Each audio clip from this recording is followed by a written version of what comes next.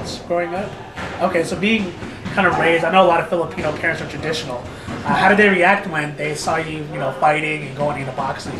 Well, okay, so when you say traditional, for me, I'm taking it as, parents who have grown up in the Philippines. Right. Right? My mom grew up in the Philippines. She didn't come here until she was 17. Okay. My dad grew up here in the States when he was 2, back in the 50s. So he went through the whole Civil War thing, not Civil War, Civil Rights Movement. He had to deal with a lot of racism and things like that. And so my parents all together, they're totally 2 different people. Right?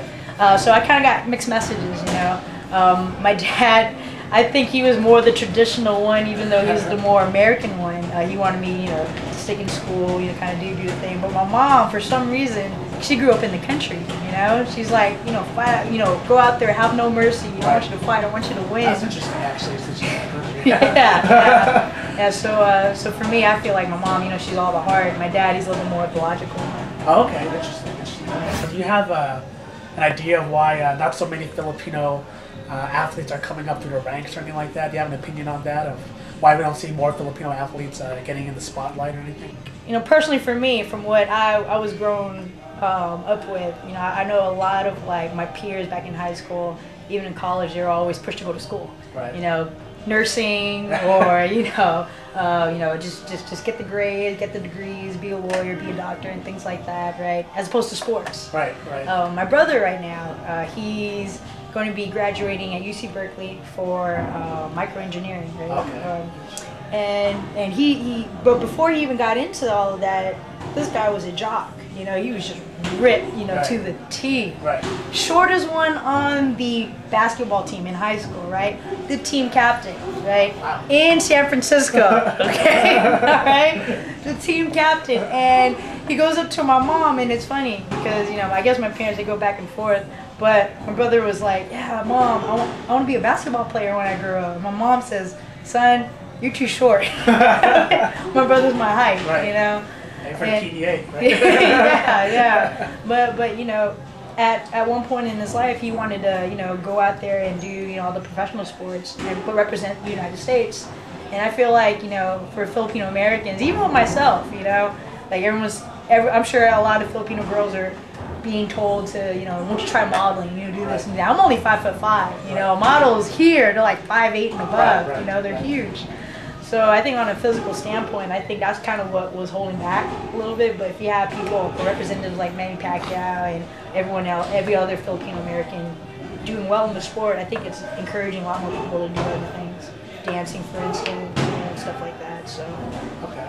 Usually, especially in the Bay Area, when a Filipino joins a sport, and they make the team, especially in high school, they'll be like the only Filipino on that team. Right. Do you have a kind of message to maybe the Filipino underdog athlete who has a dream, maybe like yours, to become a pro at what they do?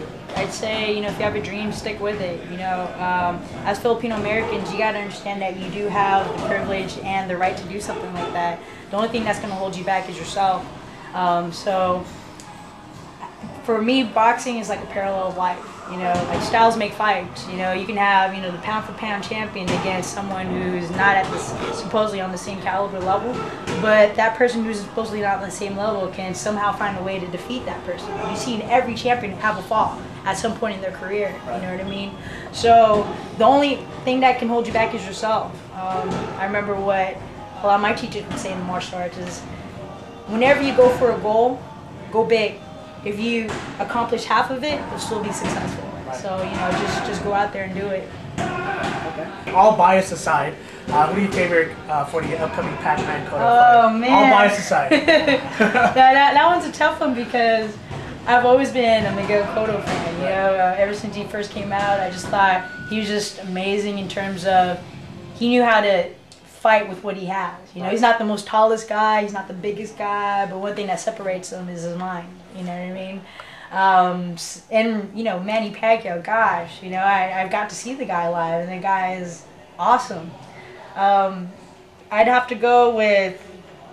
He has to move up in weight too. Yeah, he has to move up in weight, but I'm a strong believer in speed kills. you know, and I think Manny has a lot of speed, tremendous speed, and I know he's not going to go in there stupid. Right. You know, he's a smart fighter. There's a lot of things he's putting online.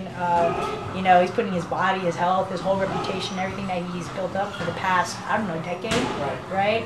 And for him to take a big fight like this, I don't think he's going to like overlook anything. And if he were to take this fight, I only think he took this fight not for the money. He has money already. Right.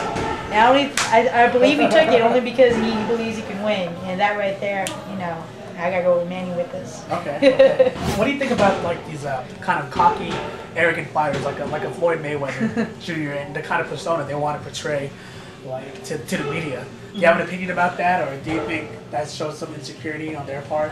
You know, I think it's hard to kind of answer that question because you have to really know the person in order for you to judge them. You know what I mean? For me, from my experiences, I believe that sometimes you kind of have to have that ego take over. You know, when you go into the ring, you want to clear your mind away from all negative thoughts. You know, you got to be 100% you. And whether you need to talk yourself up, you know, or get away from the media, or just surround yourself with the right people, you know, everyone's different, so it kind of depends. With Floyd Mayweather, you know, if that's who he is, you know, you can't take that away from him. I mean, he is undefeated for no reason, you know, and if that's what he needs to do in order for him to stay undefeated and always keep himself challenged, then you know, you can only do nothing but cheer for him, you know. Well, I just want to thank you for your time again, Ana. It was definitely a pleasure meeting you. Thank you. All right, and good luck in your next fight. You know, we hope all Filipinos over here hope you beat her. So. Appreciate it. Thanks. All right.